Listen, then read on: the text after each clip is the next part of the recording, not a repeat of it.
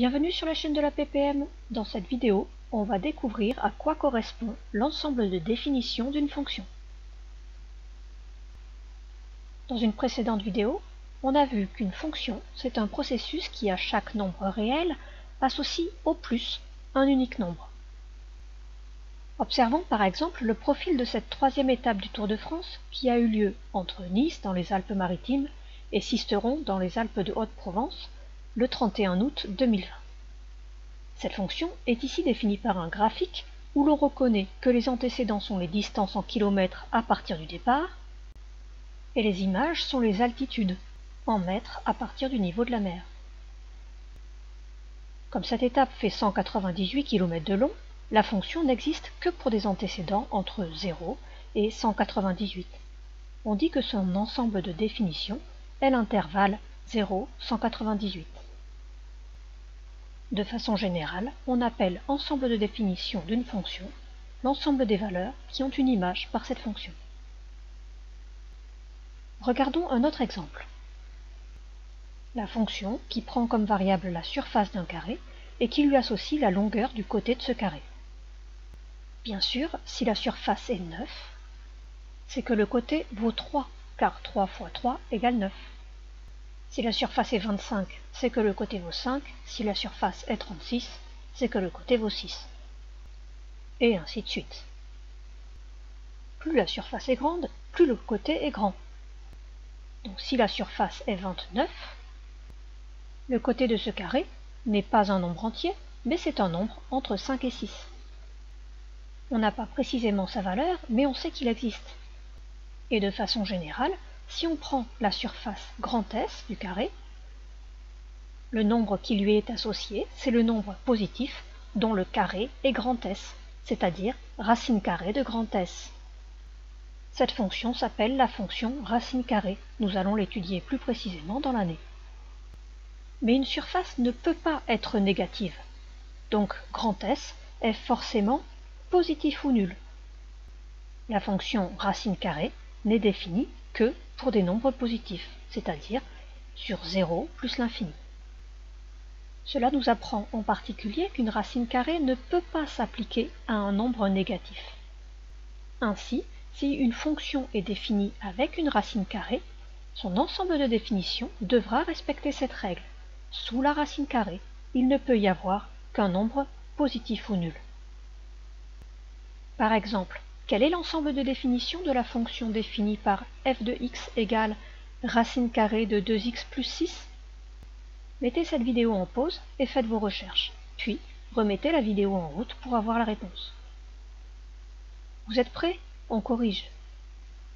Cette fonction n'est définie que lorsque 2x plus 6 est positif, parce que la racine carrée ne peut s'appliquer qu'à des nombres positifs. Mais pour que 2x plus 6 soit positif, il faut que 2x soit plus grand que moins 6. Et pour cela, il est tout simplement nécessaire que x soit plus grand que moins 3.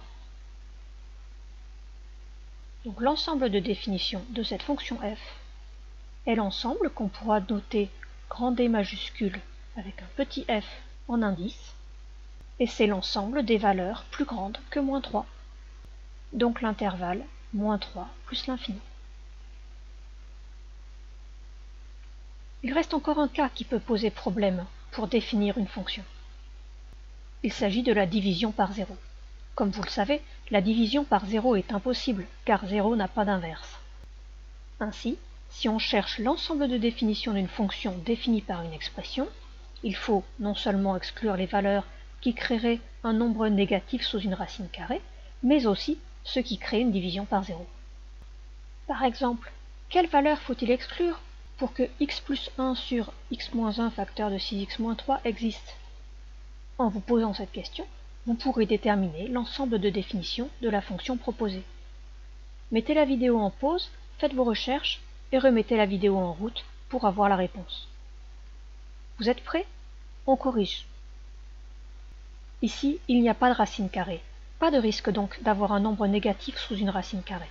Par contre, on divise par une certaine quantité qui est x moins 1 facteur de 6x plus 3. Cette quantité ne doit pas être égale à 0. Il faut donc exclure les valeurs de x qui font que le dénominateur soit égal à 0. Les valeurs de x, telles que x-1 facteur de 6x plus 3, soient égales à 0. Mais ces valeurs, je suis capable de les trouver, car je sais résoudre cette équation. C'est une équation produit nul. Les solutions de cette équation sont les valeurs de x telles que x-1 est égal à 0, c'est-à-dire x égale 1, ou telles que 6x plus 3 est égal à 0, c'est-à-dire 6x égale moins 3, c'est-à-dire x est égal à moins 3 sixièmes, moins 1 demi, ou encore moins 0,5, tout ça c'est pareil. Je peux donc conclure que l'ensemble de définitions de f, que je continue à noter grand B majuscule ronde avec f en indice, c'est l'ensemble des valeurs réelles, sauf 1 et moins 0,5. Moins l'infini, moins 0,5 ouvert, union moins 0,5 ouvert 1, ouvert également, union 1 ouvert plus l'infini. Il s'agit en fait de l'ensemble grand R qu'on a privé des valeurs moins 0,5 et 1. Cela s'écrit également grand R privé de l'ensemble qui contient simplement moins 0,5 et 1. D'ailleurs, si on regarde la représentation graphique de cette fonction, on voit bien apparaître ces valeurs interdites. La fonction se coupe en morceaux au niveau de ces valeurs, qui n'ont pas d'image par f. De cette vidéo, on retiendra que l'ensemble de définition d'une fonction, c'est l'ensemble des valeurs réelles qui ont une image par cette fonction, et que pour chercher l'ensemble de définition d'une fonction dont on connaît l'expression, on élimine les valeurs qui créent une division par 0 ou un nombre négatif sous une racine carrée. Si cette vidéo vous a plu, n'hésitez pas à vous abonner et à mettre un pouce bleu. Vous pouvez aussi poser des questions ou mettre un commentaire sous la vidéo. À bientôt sur la chaîne de la PPM.